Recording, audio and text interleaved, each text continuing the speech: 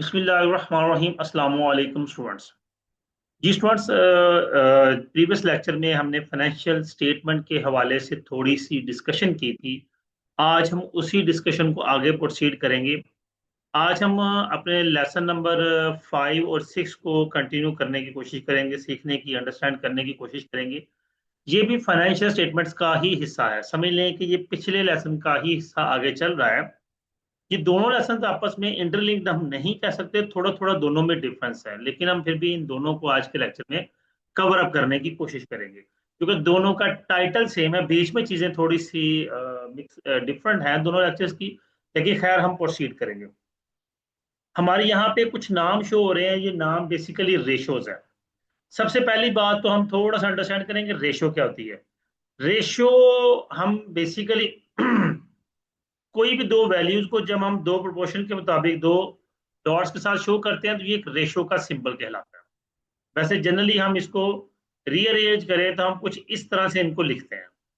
ठीक है, तो यहाँ पे ये जो छह रेशोज हैं, ये छह डिफरेंट फार्मूलाज हैं। हर फार्मूला अपनी एक स्टोरी बताता है। यहाँ पे ग्रॉस मार्जिन रेशो है, ग्रॉस मार्कअप रेशो है, रेट है, नेट प्रॉफिट रेशो है, उसके बाद कॉस्ट ऑफ गुड सोल्ड है, इन्वेंट्री टर्नओवर रेशियो है, इन्वेंट्री होल्डिंग पीरियड है।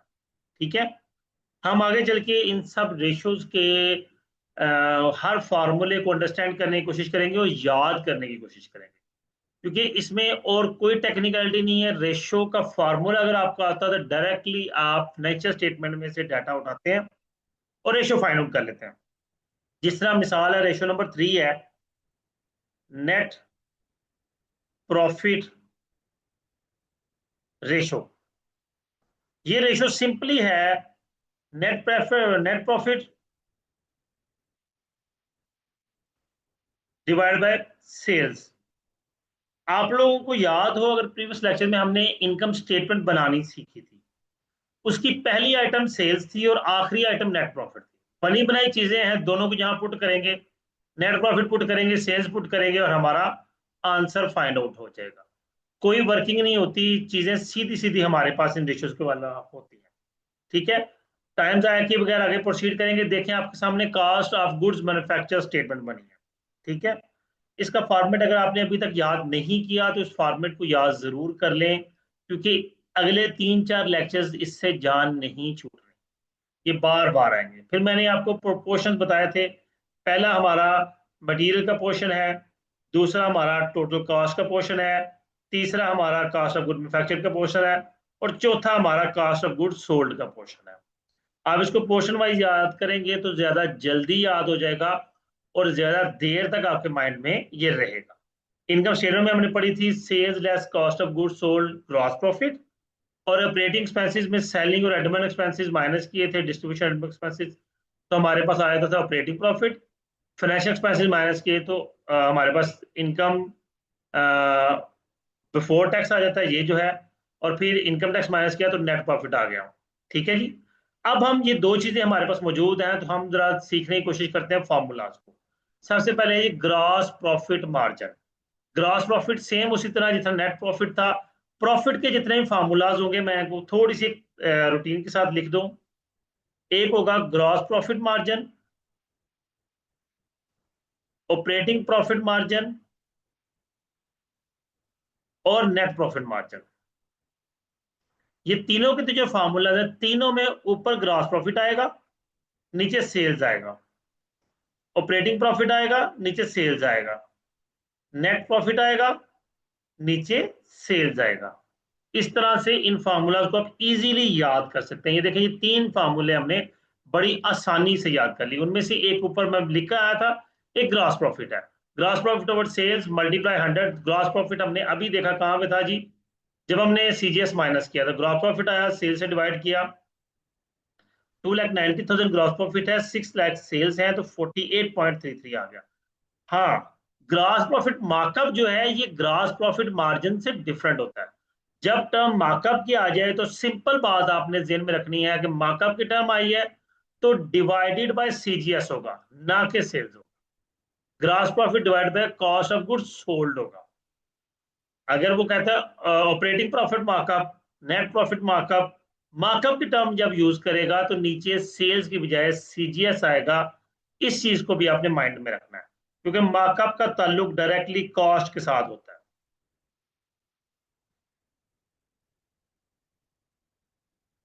ओके जी, ये उसकी डिस्क्रिप्शन लिखी है, this ratio identify ratio of gross profit. चलेंगे, ये चीजें मैं आपको बता चुका हूँ। आगे चलते हैं जी। देखिए, अगर थोड़ी सी हम चीजों को कंपेयर करें, सेल्स अगर 100% है तो मार्कअप 125% होगा। क्यों? मार्कअप के अंदर हमारा सीजीएस 100% होता है और मार्जिन के अंदर हमारी सेल्स 100% होती है। इतनी सी बात आपने ध्यान में रखनी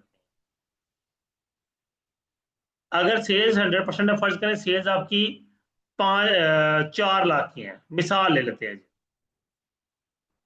ये थोड़ा सा इसको माइंड में रखना है आपने। तो और जो हमारी सीजीएस है वो 3 लाख है। ये वैल्यूज है थोड़ी सी। और ग्रॉस प्रॉफिट जो है वो 1 लाख है। देखिए, अगर सेल्स को 100% लेते हैं तो सीजीएस 75% आ गया और ग्रॉस प्रॉफिट 25% आ गया। एग्जैक्टली आप कैलकुलेट कर सकते हैं, यही आएगा। 3 lakh divide by 4 lakh, multiply 100 करेंगे तो 75% आपका आंसर आएगा। लेकिन यही जब 3 लाख को 100% ले लेंगे तो आपका जो वो मार्कअप है वो उसी हिसाब से चेंज हो जाएगा। ठीक है, यहाँ की जो रेशो है, ये रेशो एग्जैक्ट सेम नहीं है। यहाँ की जो रेशो लेंगे तो फिर इस हिसाब से आपका जो मार्कअप है वो 133.33% बनता है और जो ग्रॉस प्रॉफिट है वो 33.33% बनता है। ठीक है, इस तरह से ये ऑटोमेटिकली जब हम सीजीएस को 100% ले लेंगे उसी हिसाब से हमारा मार्कअप और ग्रॉस प्रॉफिट की परसेंटेज चेंज हो जाती है। आगे चलेंगे हम। ग्रॉस प्रॉफिट सीजीएस, चले वो तो हो गया। नेट प्रॉफिट रेशियो की बात करते हैं तो net profit over sales formula आपको याद करवा चुका हूं। हाँ जी, फॉर्मूले दो है जी, इन्वेंट्री टर्नओवर और इन्वेंट्री होल्डिंग पीरियड। ठीक है, इन दो फार्मूलाज को भी अच्छे से ध्यान में रख लीजिएगा। इन्वेंट्री टर्नओवर के लिए हम ऊपर लेंगे जी, हमारे 3 फार्मूलाज आएंगे, आगे चल के आएंगे, तो मैं थोड़ा सा यहीं पे आपको क्लैरिफाई करता हूँ। एक होगा इन्वेंट्री टर्नओवर, एक होगा accounts receivable turnover,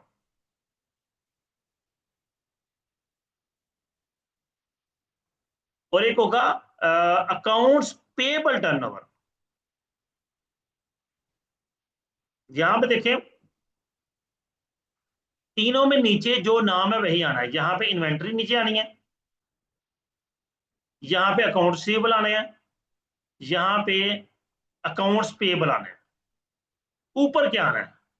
accounts payable का ताल्लुक परचेज के साथ होता है तो ऊपर परचेजेज आएंगी, अगर गिवन नहीं है तो सीजीएस आएगा। अकाउंट सेबल का ताल्लुक सेल्स के साथ होता है तो ऊपर सेल्स आएंगी। क्योंकि देखिए ना, सेल्स किए हैं तो उधार हुआ है तो अकाउंट रिसीवेबल आया ना, परचेज किए हैं उधार हुआ है तो अकाउंट्स पेबल आया है। इसी तरह इन्वेंट्री का ताल्लुक सीजीएस से होता है, जब हम प्रोडक्शन कर रहे हैं तभी इन्वेंट्री का लिंक हुआ है। तो ये, अब इन्हीं फॉर्मूलाज को अगर उल्टा दें तो एक मैं उल्टाऊंगा सिर्फ इन्वेंट्री वाला, क्योंकि हम यही पढ़ रहे हैं। अगर मैं इसको उल्टाता हूं तो मेरे पास फॉर्मूला आ जाता है, इन्वेंट्री ऊपर आ जाएगी डिवाइडेड बाय सीजीएस नीचे आ जाएगा, मल्टीप्लाई 365 करेंगे तो आपका इन्वेंट्री होल्डिंग पीरियड आ जाएगा। इस फॉर्मूले को थोड़ा सा इस तरह से ध्यान में रखेंगे तो आपको जल्दी याद हो जाएगा। ये देखिए, यही उसने लिखा हुआ है, average inventory over CGS multiply 365, यही मैंने आपको बताया। ऊपर वाले फॉर्मूले को ही हमने उल्टाया और मल्टीप्लाई 365 कर दिया जी। अब देखें यहाँ पे जी, हमारे पास है सीजीएस क्या था, इन्वेंट्री टर्नओवर में सीजीएस है 3,10,000। क्वेश्चन पे आप जाके देख सकते हैं। और एवरेज इन्वेंट्री हमारी 55,000 है। कैसे? क्योंकि हमने एवरेज इन्वेंट्री कैसे ली, opening plus closing divide by 2। ठीक है, इससे एवरेज इन्वेंट्री आती है। रिसीवेबल भी एवरेज लेने हैं, अकाउंट्स पेबल भी एवरेज लेने हैं, opening plus closing divide by 2, इसी तरह एवरेज निकलते हैं। आगे प्रोसीड करेंगे, एक प्रैक्टिस क्वेश्चन आता है। सेल्स है 8 लाख की, मार्कअप 25% ऑफ कॉस्ट है, calculate cost of goods sold and gross profit margin. सबसे पहले सेल्स जो है, ये उसने हमें एक रेशो दी हुई है। ठीक है, इस रेशो के मुताबिक चलेंगे हम। ग्रॉस प्रॉफिट निकालने के लिए सेल्स मल्टीप्लाई 25% ओवर 125। ठीक है जी, सेल्स है हमारे पास कितनी जी, 8 लाख की, मल्टीप्लाई 25% ग्रॉस प्रॉफिट की अमाउंट है डिवाइड बाय 125 मार्कअप की अमाउंट है। तो आ जाएगा cost of goods sold 50,000, gross profit margin 25% of sales, calculate sales and gross profit margin. अच्छा ये ऊपर वाला सॉरी क्वेश्चन सेपरेट था, नहीं चलो सेपरेट है, ठीक है। ये परसेंटेज उसने निकाल दी, उसने वैल्यूज नहीं निकाले, ठीक है, तो वैल्यूज आप खुद निकाल सकते हैं, क्योंकि 8 लाख सेल्स है। ये 25 125 क्यों कर रहा है? अच्छा खैर, ग्रॉस प्रॉफिट निकालना है, तो मल्टीप्लाई 25% ओवर 125% करें, तो ये आ जाएगा, सॉरी 1,60,000 हमारा ग्रॉस प्रॉफिट आ गया, ठीक है। माइनस करेंगे तो हमारा कॉस्ट ऑफ गुड्स सोल्ड निकल आएगा, जो क्या आएगा 6,40,000। ओके जी, आगे चलेंगे। कॉस्ट ऑफ गुड्स सोल्ड 58,000 है, ग्रॉस प्रॉफिट मार्जिन 25% सेल्स है, calculate sales and gross profit margin. इसी तरह से ग्रॉस प्रॉफिट के लिए cost of goods sold multiply 25 over 75। तो ये उसने अब हिंट है उसने दिए हुए हैं, फार्मूला दिए हुए हैं, करना अब आपने खुद है, ठीक है जी, कैलकुलेट सिर्फ करना है।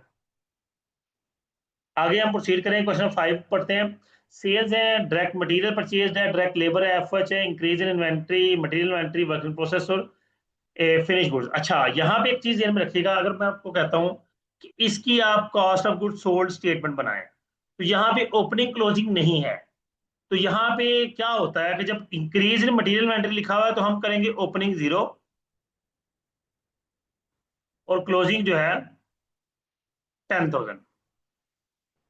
डिक्रीज लिखा हुआ है तो ओपनिंग जो है 5,000, क्लोजिंग जो है 0। और इंक्रीज इन फिनिश गुड्स में ओपनिंग 0, जब इंक्रीज का टर्म आए तो ओपनिंग 0 ले लेनी है आपने, डिक्रीज का टर्म आए तो क्लोजिंग 0 ले लेनी है आपने। आपके दोनों इन्वेंटरीज निकल आएंगी और आपकी CGS cost of goods sold statement prepare हो जाएगी।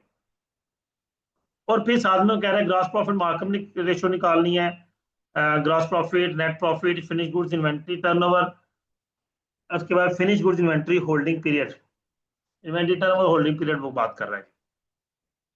अच्छा यहाँ पे ओपनिंग क्लोजिंग इन्वेंट्री वो दे चुका है 60,000 और 90,000। आप इसका एवरेज निकालेंगे तो एवरेज आएगा आपका 75,000। क्वेश्चन के लिए उसे सी देनी पड़ी है, ठीक है जी।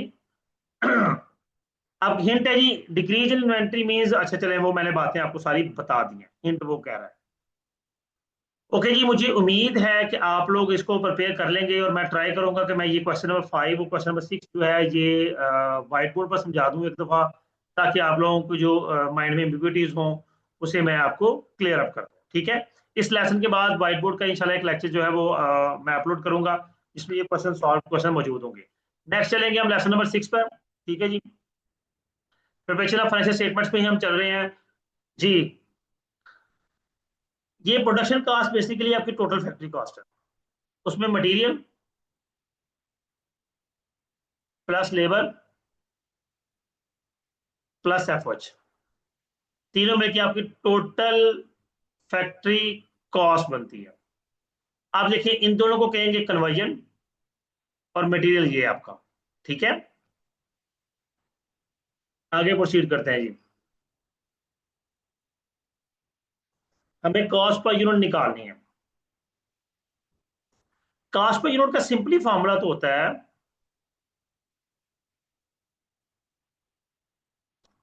देखिए ना, आप कोई चीज खरीद कर लाते हैं, आपने 5 kg चिकन परचेज किया, जो कि आपको मिला जी 1900 का। आप 2 मिनट सोचते हैं यार मैंने 5 kg लिया है, तो ये पर केजी मुझे कितने का पड़ा, पर यूनिट कॉस्ट कितने की आई, तो total cost divided by quantity, जो क्वांटिटी टोटल होगी। तो मैंने 5 किलो लिया तो 5 पे डिवाइड करूंगा, तो मेरा चिकन जो है वो 380 रुपीज पर केजी आया, ठीक है। ये निकलती है आपकी कॉस्ट पर यूनिट। अब वो यूनिट केजी में हो सकता है, अब वो यूनिट नंबर ऑफ यूनिट्स हो सकते हैं, अब वो यूनिट लीटर्स में हो सकता है, किसी भी शक्ल में आपका यूनिट हो सकता है। अब यहाँ पे देखें वो कहते हैं कॉस्ट पर यूनिट निकालें, तो फॉर्मूला क्या है जी, कास्ट ऑफ गुड्स मैन्युफैक्चर्ड, जो आपने गुड्स मैन्युफैक्चर किए हैं, divided by number of units manufactured. अगर आप यहाँ पे फॉर्मूला कुछ इस तरह से लें कॉस्ट ऑफ गुड्स सोल्ड लें ऊपर, तो नीचे आ जाएगा यूनिट्स सोल्ड, जो यूनिट्स आपने बेचे। अगर ऊपर कॉस्ट ऑफ गुड मैन्युफैक्चर्ड आएगा तो नीचे यूनिट्स मैन्युफैक्चर्ड आएगा, ऊपर कॉस्ट ऑफ गुड सोल्ड आएगा तो नीचे यूनिट्स सोल्ड आएगा, कुछ भी डिपेंड करता है। देखिए नीचे अब आते हैं हम प्रॉपर प्रैक्टिस क्वेश्चन पे चीजें को अंडरस्टैंड करने के लिए। In the information relating to the cost department of Beta Corporation as follows.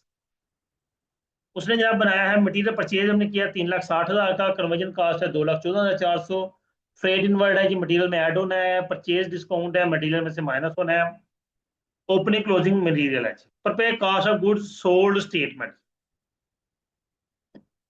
Opening inventory हमारे पास 34,000 की है, material purchase at freight less purchase discount 3,60,600, material available for use less ending material 3,45,600 आ गया, डायरेक्ट मटेरियल कंज्यूम। ठीक होगा जी। ऊपर उसने दिया हुआ है opening closing finish goods inventory, साथ में हमारे पास कन्वर्जन कॉस्ट आ गई 2,14,400, तो टोटल फैक्ट्री कास्ट आ गई 3,60,000। Opening work in process add करेंगे, क्लोजिंग माइनस करेंगे, कॉस्ट ऑफ गुड मैन्युफैक्चर्ड निकल आएगा। कॉस्ट ऑफ गुड सोल्ड के लिए कॉस्ट ऑफ गुड मैन्युफैक्चर्ड लेंगे, ओपनिंग फिनिश गुड्स ऐड करेंगे, क्लोजिंग माइनस करेंगे, और हमारे पास cost of good sold statement निकल आएगी। क्लोजिंग फिनिश गुड्स नहीं गिवन थे, ऊपर आते हैं जी। देखिए जी क्लोजिंग फिनिश गुड्स गिवन नहीं है, तो उसके लिए क्या करना है, हमें चलना है जी वर्किंग की तरफ। वर्किंग क्या की है उसने वो देखते हैं। हमने यूनिट्स,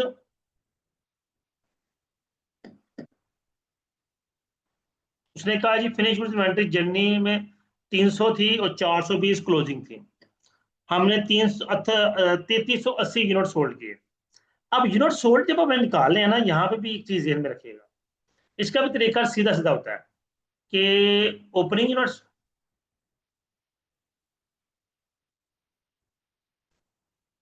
प्लस यूनिट्स प्रोड्यूस्ड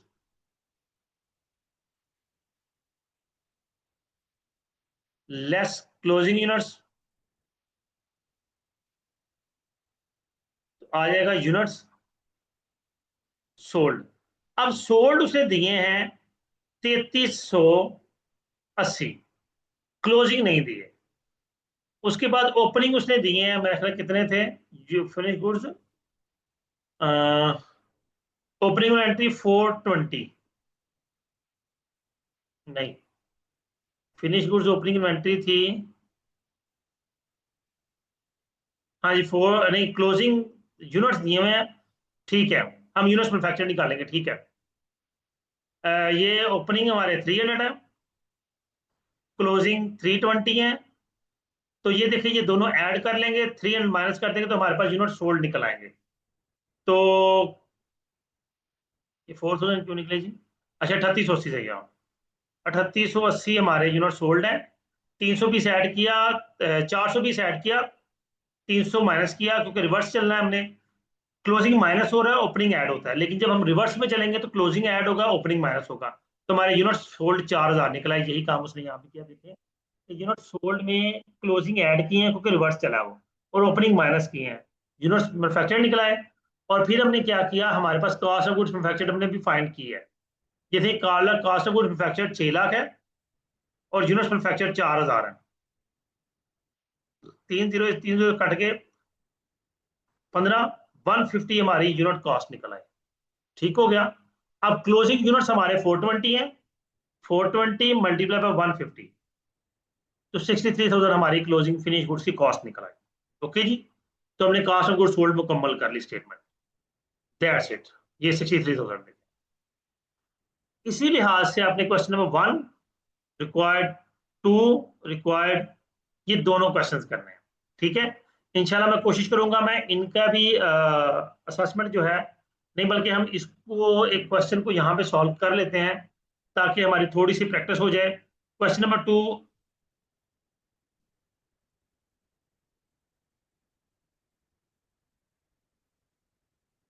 चलिए इसको हम सॉल्व कर लेंगे, कोई मसला नहीं है, मैं इंशाल्लाह इसको बोर्ड पे सॉल्व करवाऊंगा आपको। जी स्टूडेंट्स, उम्मीद करता हूँ ये क्वेश्चन नंबर 2 में सॉल्व करवाऊंगा, 1 आप लोग खुद करेंगे। उम्मीद करता हूँ ये लेक्चर भी आपके लिए अंडरस्टैंडिंग होगा। वीडियो को लाइक कीजिएगा, कमेंट कीजिएगा, अपना ख्याल रखिएगा। अल्लाह हाफिज।